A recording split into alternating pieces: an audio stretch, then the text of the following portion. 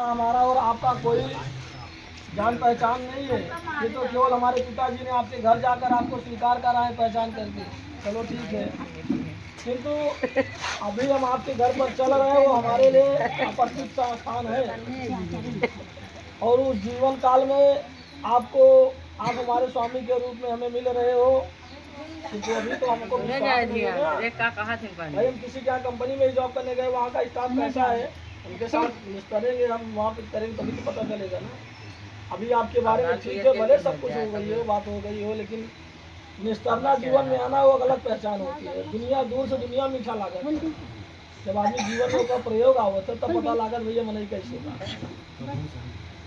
तो कन्या कहती है पतिदेव ठीक है, ये जीवन है छोटा, ये काम नहीं है एक दिन के लिए, पूरा जीवन हमें आपके साथ बिताना है। ये भैया क्या हटवा देते हैं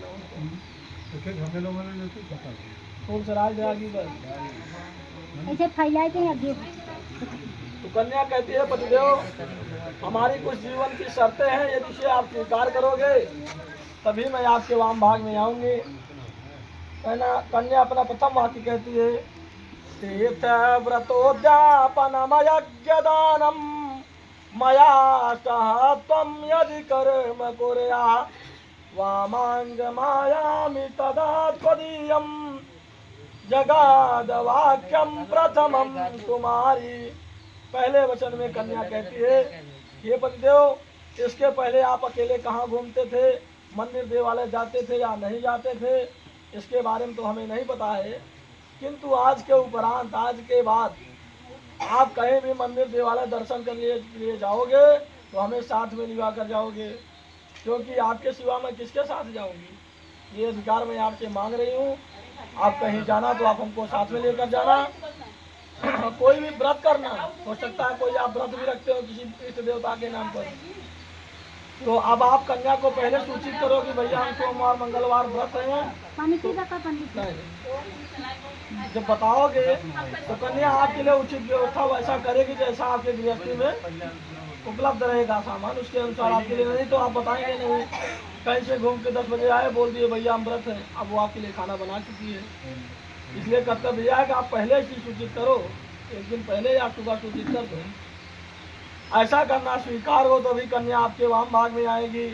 कन्या अपना दूसरा वचन कहती है काव्य प्रदान रमरान पित्रन काव्य प्रदान यदि पूजये था वामांग मायामी तदा त्वदीयं जगाद कन्या वचनम द्वितीयम। दूसरे वचन में कन्या कहती है ये पतिदेव आप देवताओं के लिए हवन करते समय हव्यदान कोई भी पूजन कार्य कर रहे हो तो उसमें हवन होता है, उसमें आप हमें अपने साथ में लिए रखना स्वीकार करो। एवं पितरों के लिए पिंडदान का भी समय आता है हमारे सनातन संस्कृति में, उसमें भी आप जब पितरों के लिए पिंडदान करो आदमी गया जाता है, वहाँ भी पत्नी को साथ में लेकर जाता है।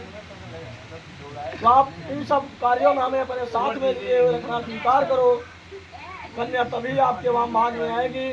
कन्या तीसरा वचन कहती है कुटुम्ब रक्षा भरणे यदि त्वं कुर्या पशूनां परिपालनं च वामांग मायामि तदा त्वदीयं जगाद कन्या वचनम तृतीयम। तीसरे वचन में कन्या कह रही कुटुम्ब रक्षा, परिवार में आपके जितने सगे संबंधी प्राणी है, भाई बहन माता पिता, सबकी सेवा एवं रक्षा करना आपका कर्तव्य है। उसके लिए आपको धनार्जन करना पड़ेगा। एवं घर पर जो कुछ भी पशुपालन करोगे या व्यवसाय करोगे उसमें थोड़ी बहुत सहभागिता आप पत्नी से मिलेगी। यदि ऐसा करना स्वीकार हो तभी कन्या आपके वाम भाग में आएगी। कन्या चौथा वचन कहती है आय व्ययो धान्य धनादिकानां पृष्ठवा निवेशं च गृहे निदध्या वामांग मायामि तदा त्वदीयं जगाद कन्या वचनम चतुर्थम। चौथे वचन में कन्या कह रही है कि हे पतिदेव आप जो कुछ भी धन अर्जित करके लावे, चाहे वह धन के रूप में हो चाहे वह अन्न के रूप में हो, वह घर पर आप संचित रखो एवं हमारे जानकारी में रखो। कुछ भी धन आप ला रहे हो अगर घर में रख रहे हो तो आप हमें बता कर रखिए। घर में आप रख दिए और बाद में हमसे कहने लगी घर में इतना पैसा हमने रखा था तो हम कहाँ से ला के देंगे, आप हमारे अधीन में रखिए, एवं उस धन को आपको खर्च करना है तो आप हमसे सलाह लीजिए कि इस धन को हम यहाँ पर खर्च करेंगे। ऐसा नहीं पत्नी है, आपको कोई जुआ खेलना है, चोरी करना है, शराब पीना है, चुपचाप पैसा उठाए चलिए। पत्नी से पूछोगे, यदि वह आपका कार्य गलत रहेगा, आप शराब पीने के लिए मांगोगे तो पत्नी आपकी मना करेगी, व्यसन के लिए मांगोगे पत्नी मना करेगी, आप शुभ कार्य के लिए, गृहस्थ जीवन के लिए, परिवार के सुख के लिए धन खर्च करोगे तो पत्नी उसमें राय सलाह देगी लेकिन मना नहीं करेगी।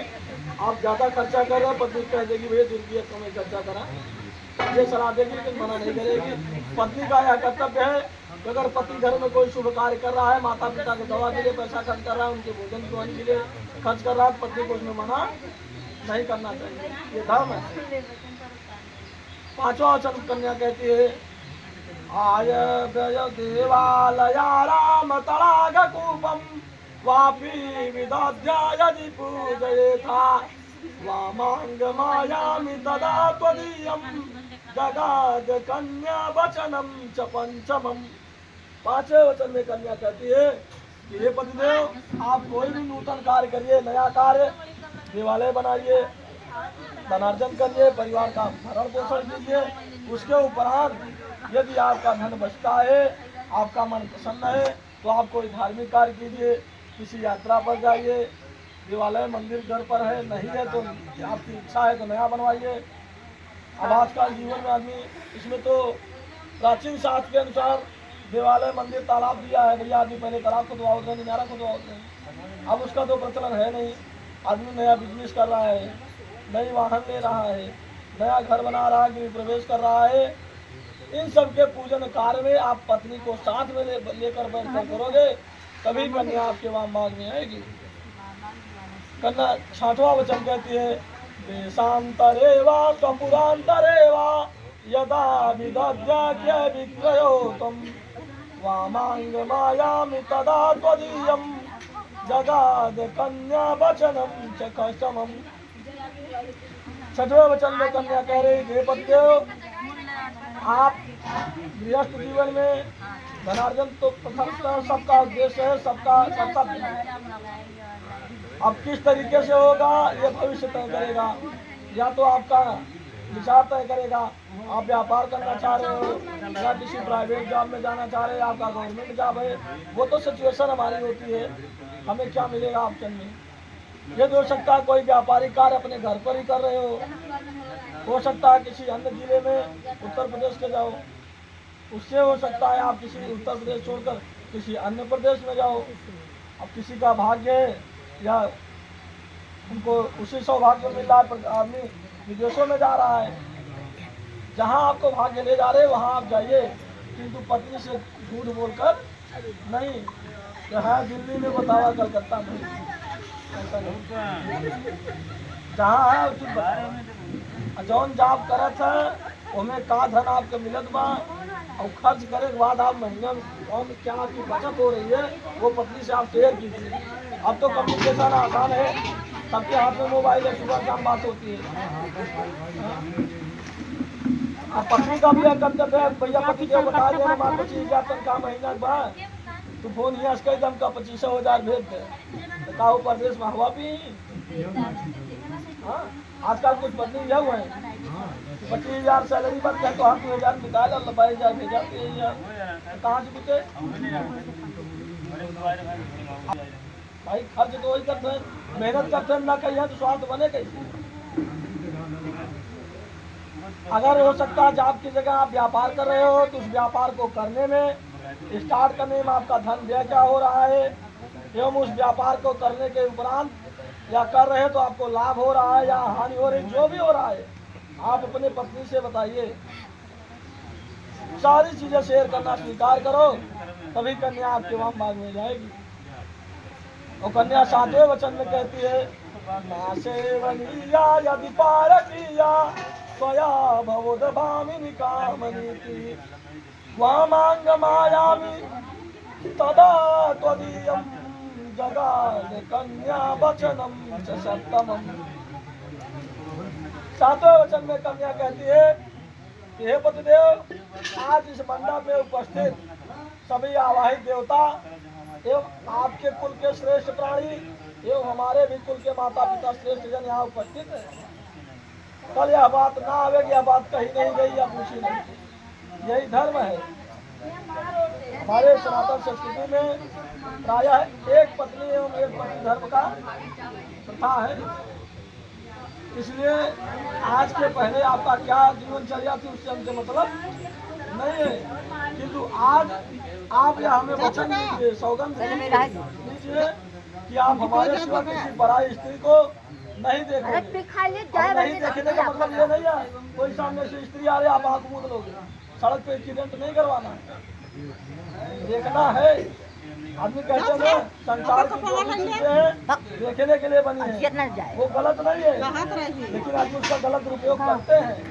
देखने का तरीका होना चाहिए। स्त्री आपसे बड़ी है, उसे आप माता के दृष्टि से देखिए, वो आदमी पहचान जाता है किस उम्र में है।